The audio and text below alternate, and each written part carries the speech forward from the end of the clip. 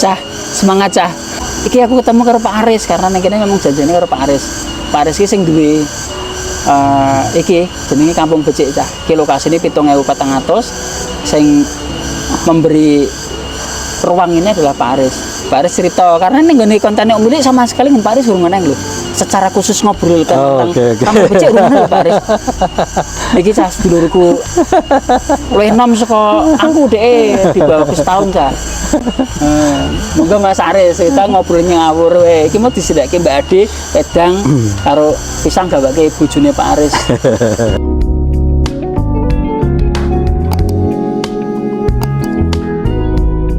Ya, makasih Meli. Manggilnya di sini Meli aja nih. Ya, ini sebenarnya ruang kerinduan bersama sih. Ruang kerinduan bersama.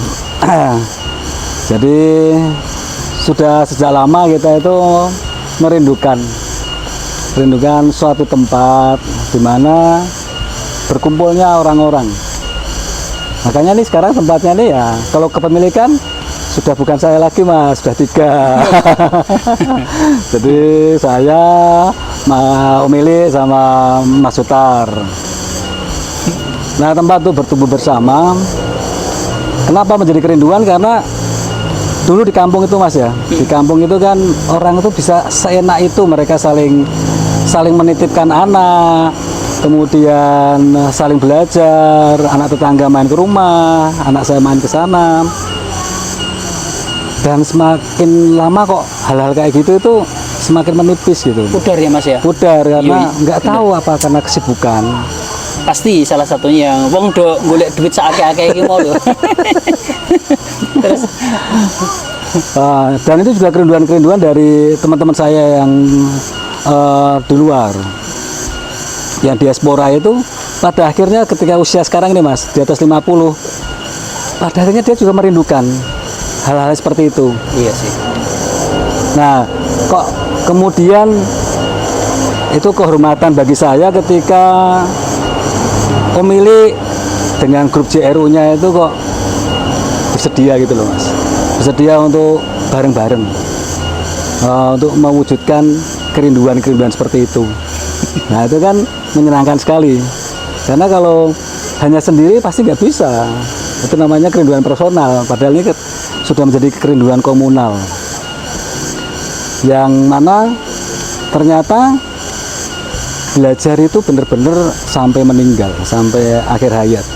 Iya. Nah, dengan tempat ini saya tuh banyak belajar dalam arti sesungguhnya, dan itu impactnya sangat besar terhadap saya sendiri, kepada istri saya, anak-anak saya. Dari segi hubungan lebih bagus, komunikasi lancar, yang itu menjadi barang langka ternyata Mas. emang sebelumnya dirimu ora lancar karo bojomu ngono po. Karo putramu ya ngono po. Itu karena mungkin budaya patriarki yang saya ambil ya, itu dominannya nggak pas. Seolah-olah kalau patriarki itu kita hanya boleh dituruti, tapi nggak pernah mengambil pelajaran dari anaknya, dari istrinya. Hanya ya mungkin karena ego ya, ego bahwa saya sudah tua, mengarungi kehidupan seperti ini. Jadi kamu tuh anak-anak nggak tahu lah gitu, nggak punya pengalaman. Aku punya pengalaman. Nah ternyata itu malah membuat saya kesepian. Oh. Nah kesepian kenapa? Akhirnya kan istri nggak bisa rembukan. Dia tahu mau rembukan aja pasti dipatahkan. Anak-anak ngomong pasti oh, kamu belum pengalaman. Akhirnya dia memilih untuk diam saja. Nah diamnya mereka itu menyiksa saya. Itu sih Mas. Itu sekilas itu. Yeah. Nah makanya saya pengen punya teman-teman yang akhirnya kok komunikasi istri lebih enak, dan ketika istri tadi saya dengarkan saja, itu melayani saya lebih bagus. Alhamdulillahirabbil alamin. Wicah rungokke nek nyenengan ki sing do bapak-bapak ki budaya patriarki ki mulai dikurangi lah. Yo entuk dadi penguasa. Ya pasti gini to Pak Aris, kaya aku dhewe kan yo aku kan yo dominan nek jari Mela di tayangan kapan waktu di mana di Omida atau saling berguru aku lupa. Itu dia bilang wanita yang alpha lady, wanita yang menguasai suaminya. Lah kita ini kan original penjajah, dirimu penjajah istri yang akhirnya mau nggak mau jadi penjajah putra-putra. Luwe-luwe aku mas, podo wae. Nah ternyata sejak awake dhewe gawe kumpulan-kumpulan belajar ngene iki ya, ternyata yo iso ngurangi ya. Oh ya alhamdulillah ngono ya. Ya, jadi kan wong goblok ketemu goblok. Wong rusak ketemu wong rusak, tapi yang paling berat kan ternyata ini Mas. Saya sadari ya. Nalikane jenengan kemudian kita belajar bareng itu, tak lihat Pak Aris itu, Mas Aris itu adalah belajar bagaimana menaikkan goodwill-nya terus. Itu sih yang menurut aku Mas Aris cantik sih, mainnya cantik itu yang itu sih. Padahal kan aku kadang sok-sokan kan sering nyerimpungi awakmu to, nyerimpungi ngene cah. Jadi apa ki jenenge?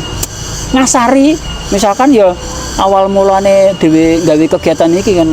Wah, kowe carane ngene salah, ki carane ngene salah. Awal-awal aku ya ngono. Pasti kowe lara ati to. Tapi ya lara ati ya terus piye cara mulai wingi wi? Ngelola kuwi piye? Aku ya kan kenal ya, sampean kan ya urung suwi. Betul. Justru ketika sakit hati saya itu menjadi benar. Karena kalau saya nggak sakit hati, artinya saya nggak punya perasaan. Iki Pak Arsi orang yang biasa aku sakiti dan alhamdulillah kayak jujur loh cah. Ini menarik sih. Jadi ini jadi kajian buat siapapun, terutama di majelis belajar kita di jaringan Remausa mas. Jadi wong kowe kan ya lara ati mbak aku. Wah menarik terus mas. Iya. Jadi bahkan kita kalau ngandani orang kok dia tidak tersakiti, jangan-jangan dia malah nggak paham. Oh, sakit itu karena gini, saya sudah meyakini tentang patriarki tadi, bukan hanya meyakini, sudah menjadi seperti tabiat. Atau mungkin ya kalau orang Jawa dulu gawan bayi. Gawan bayi diajari wong tua. Nah, betul kan? Seolah-olah kalau orang mengatakan gawan bayi ini nggak usah diubah. Ternyata enggak ya. Yang namanya gawan bayi itu mungkin orang bilangnya itu DNA-nya udah kayak gitu ya. Ternyata kok DNA-nya bisa di-hijack. Nah, ketika tersakiti maka saya menjadi sadar bahwa ego saya atau kelakian saya itu dihancurkan. Nah, ketika saya dihancurkan itu saya self talk lagi. Jangan. Sik, Mas Haris, peristiwa apa sing sampean lara mbek aku? Sakit hati apa yang kepada Om Willy mbok critake konteksnya entuk. Ya. Entuk bully aku pokoknya. Oke. Contoh misalkan ketika itu di warung hijau. Kita makan di lurus sana ya. Betul. Ya, itu di kan warung lah, kita makan di warung cah. Di warung. Ada Mas Ili, ada Mbak Rin, ada Mas Suta, Mas Reza sama saya. Nah, kemudian Mas Ili kan memberitahu, bener gak Mas Haris melakukan ini. Oke. Waduh. Ingat aku. Nah itu. Nah saat itu hanya ada dua pilihan saya mas. Kalau saya berpikir bahwa saya akan sanggah kan, Mas Ili salah paham dengan saya. Nek dirimu pada saat itu misalkan menyangkal, aku salah paham. Enggak, masalah Mas Ili salah. Saya begini, ini Mas Ili salah paham dengan saya, karena saya nggak mengatakan itu. Gitu. Nanti efeknya menjadi besar. Dan bisa juga nanti malah Mas Reza yang jadi masalah. Karena objeknya Reza waktu itu. Betul. Nah. Reza ki penunggu ini. Ini bapaknya yang nyuting ini. Dan kita raimu, sing nyuting kowe to lho, ki Cah. Nah, bapak Cah iki main ning kene ki Cah. Iki rumahnya ki putrane ning tayangan Om Willy ana si Mas Reza. Terus Nah saat itu langsung secara spontanitas tuh mas, saya langsung berpikirnya gini, oh ini menjadi benar, karena memang betul saat itu saya tidak mengatakan itu, tapi saya ada kecenderungan ke arah situ. Kayak kecenderungan itu kayak mengatakan dirimu salah ya. Jadi seperti yang kemarin tuh mas, yang kita ngumpul praragar, istri boleh ikut, semua pelajaran itu saya langsung pas terakhir kan penutup, saya merasa loh Yang di Senayan itu bukan mereka, saya Mas. Karena saya kecenderungan ke situ. Salah satunya adalah overconfidence. Oh. Iya. Oke. Bangga kompleti. Wah, ki kok nganu kok omset apa ya? Kowe iki omset iki karena ditresnani Gusti Allah iki saat kowe jangan-jangan ora ditresnani, jangan-jangan kowe diuji. Makanya perhatikan detailing. Jadi saya berterima kasih banget kan. Oh iya ya, itu bisa jadi masalah ini overconfidence. Saya ada kecenderungan ke arah situ. Kok alhamdulillah Mas Ili membahas itu di situ. Oke. Yang kemarin kita diskusi santai. Nah, betul. Tapi aku teriak-teriak itu ya. Ya. Santai tapi aku teriak-teriak. Jadi saya nggak melihat bahwa yang dimarahi ini enggak. Yang dimarahi itu saya, Mas. Alhamdulillah. Jadi, nah itu terus menjadi kajian. Sepulang itu pasti jadi kajian sama istri, sama Husein, anak saya. Hati-hati dengan overconfidence. Iya. Apa yang kamu capai sekarang, syukuri ya. Iya. Dan itu berat. Karena dalam posisi tinggi, tinggi itu orang tambah tinggi tambah kurang syukurnya soalnya. Nah itu yang di kemarin yang di tempat itu saya mengambil betul dah Mas Ili. Jadi nggak salah. Berarti yang salah saya dan saya berterima kasihnya untung diingatkan sekarang saat itu. Kalau tidak, wah nanti bagaimana dengan saya?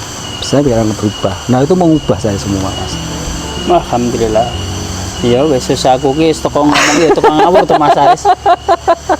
Iki berapa menit weh? 12 menit. Oh cek lumayan nggih. Alhamdulillah pokoknya itu Mas kan nggak di sinau bareng.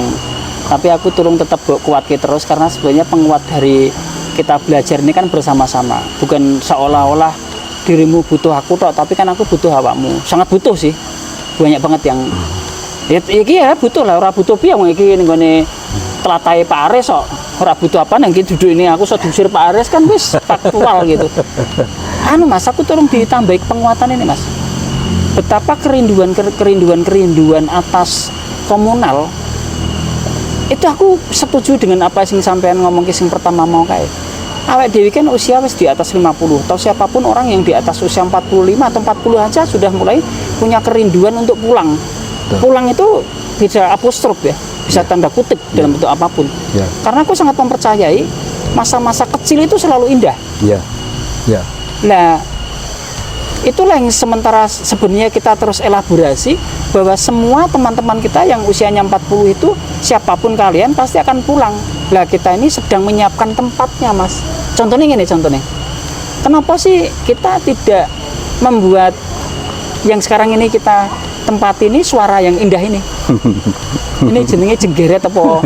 Nek nang nggone kota jenenge garempong. Ini nek mbok shoot kene kono to, Le. Suasana itu kan indah banget. Nah, aku mbok shoot kene kono kan keren, Le.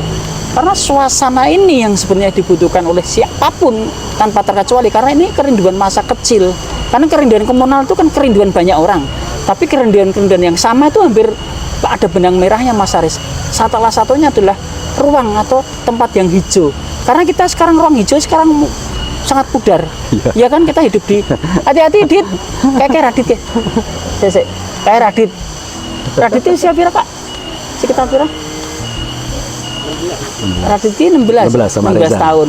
Kayak susah payah 16 tahun tinggal di sini pulang sendirian. Nah, ini kan kerinduan masa kecil yang mungkin anak kecil yang tidak dimiliki di anak kecil sekarang Mas. Ya, betul. Atau remaja sekarang. Betul. Tapi di sini tuh dia kumpul kan Ya, dengan ya. anak-anak sebaya melakukan satu kegiatan bersih-bersih, kerja apa gotong royong bareng. Ya. Nah, aku mbak kuat kita Mas kepada siapapun, tentu kita tanggung jawab publik kepada audiens yang nonton bahwa kerinduan komunal ini yang sebenarnya harus kita hidupkan terus di ruang hijau, kumpul terus wedangan, ngeteh, gedang pisang godok, sing iki pisang godok cah dikei karo Mbak bojone Mbak Yuda iki pisangnya iki ngopek dhewe cah. Ini keren dan terus baru digodok. Ah ya Allah. Monggo Pak Aris. Ya. Jadi itu dari kerinduan kita sebagai orang tua ya Mas ya. Dan kemudian kan juga kita kenapa kerinduan ini nggak kita tularkan pada anak-anak kita kan gitu. Setuju. Sehingga kayak kalau sekarang saya alami kan Husein, Reza, Haidar itu kita sedang membuat atau kita bersama-sama membuat kerinduan-kerinduan. Membangun kerinduan. Membangun kerinduan. Wis mulai iki putra misalnya. Lah kerjane modele ngono kuwi. Kerumunan, Ya. senang bareng. Nah itu nanti ketika dia kecil-kecil di lingkungan seperti ini, nanti pas beranjak dewasanya itu menjadi kerinduan. Nah kerinduan-kerinduan yang baik ini terus bergulir terus. Dan ini namanya peradaban sudah. Yang itu pun bukan hanya di Indonesia ya Mas ya. Ketika waktu itu Husein di Jepang Mas, ketika ada salah seorang stafnya Profesor Fumi itu ke Salatiga, ke Temanggung, dia langsung menawarkan untuk mengirimkan 1 orang dengan biaya mereka. Karena sekarang di daerah Prefecture Yamaguchi ada sebuah desa yang kosong orangnya. Iya, aku ndelok dokumenter-dokumenter ning Jepang saiki desa do kosong ya. Iya, bahkan mereka sendiri sampai sekarang Heeh. belum bisa membuat mereka kembali ke desa. Atau misalkan gini, saya di Timur Tengah, di Singapura. Orang Singapura itu juga merindukan, yang sekarang high rise building semua, merindukan bentuk kampung. Iya. Ya Dan Allah. ternyata efek dari anak-anak yang hidup di lingkungan yang seperti Dubai Mas, pencakar langit sebagainya itu, kerinduannya nggak ada karena dia nggak pernah ngalami. Dan lelah toh ngeliatin tembok, Nah. ngeliatin semuanya tidak natural itu Betul. kan mata itu sebenarnya lelah. Makanya Tapi kan- liburannya nanti dia harus ke tempat-tempat yang ke Malaysia, ke Indonesia dengan biaya mahal, dan itu hanya paling seminggu, 2 minggu. Nah, ini yang ingin kita kita elaborasi, kita kuatkan bahwa ini tuh wah sangat berharga. Jangan sampai orang-orang kita sendiri yang desa itu sangat beragam kok disepelekan hanya pengen ke kota. Orang kota aja pengen ke desa. Kalau dia berani, kan masanya berani atau enggak gitu kan. Ternyata kan banyak yang nggak berani Mas. Mungkin harus disiapkan sistemnya. Ya. Kemudian terbukti adalah teman-teman kita nanti yang datang ke sini kan teman-teman yang dari kota. Ya. Betul. Ya contohnya mewakili Om Ili lah. Om Ili kan sudah mulai akan tinggal di desa, ya di sini di Kampung Becik salah satunya. Nanti Om Ili akan ajak teman-temannya Om Ili yang di Semarang itu pindahnya ke sini dan akan banyak orang pasti di sini itu. Dan itu bukan hanya orang tua, tapi remaja-remaja usia-usia 40-an. Ini sih yang jadi PR besar karena tugas kemanusiaan gitu. Tugas kemanusiaan ini tugas kita sebagai manusia maksudnya. Yeah. Sampean aku ini Mas Aris. Mana Mas Aris terima kasih. Siap. Mana ya Cas pokoknya kita saling belajar ki guneman obrolan ngalor ngidul ki guneman gedang Gedang-gedang. Jadi ki judulnya adalah tambah mana guneman gedang godok. Terima kasih semangat selalu Cah.